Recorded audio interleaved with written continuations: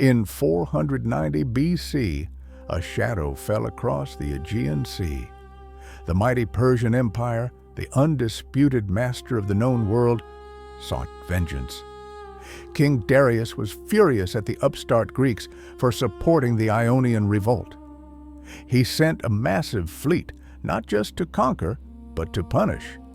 Their target was Athens, the fledgling democracy. The Persian armada landed at the Bay of Marathon, just 26 miles from the city.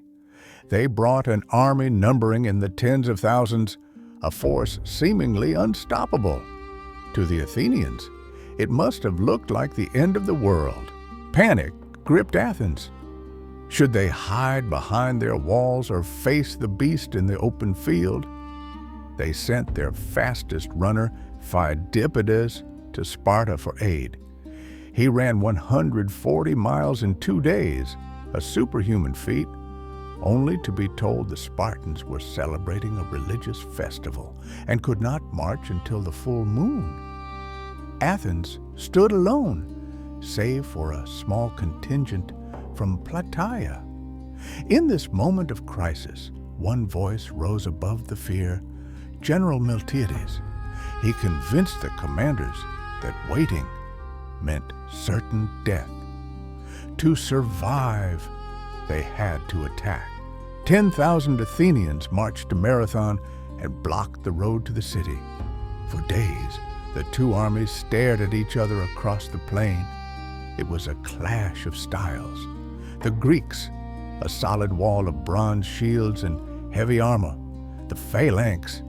The Persians, light infantry, archers, and elite cavalry relying on speed and numbers.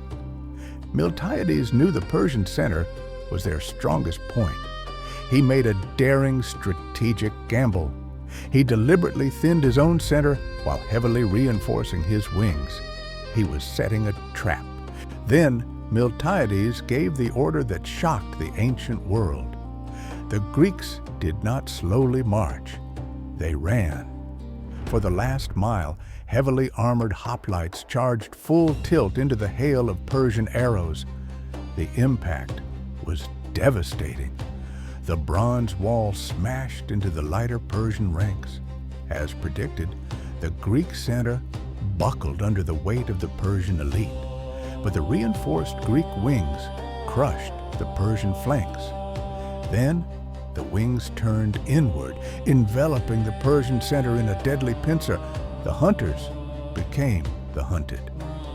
Panic spread through the imperial army. The Persians fled to their ships, leaving over 6,000 dead on the field. The Greeks lost only 192, but the danger was not over. Miltiades realized the Persian fleet was sailing around Cape Sunion to attack the undefended city of Athens. The exhausted Greek soldiers, having just fought a brutal battle, had to march the 26 miles back to their city immediately.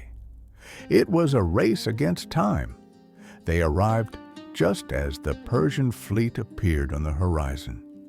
Seeing the city defended by the same men who had just defeated them, the Persians turned their ships around and sailed for Asia. The incredible victory at Marathon was more than a military success. It was the moment democracy survived its first great test. It proved that free men fighting for their homes could defeat a mighty empire. Legend tells of a messenger who ran ahead to Athens to announce the victory, shouting, "Nenikēkamen, we have won," before collapsing and dying. His run inspired the modern marathon race. The burial mound of the 192 brave Athenians still stands on the plain today, a timeless monument to the day freedom triumphed against the odds.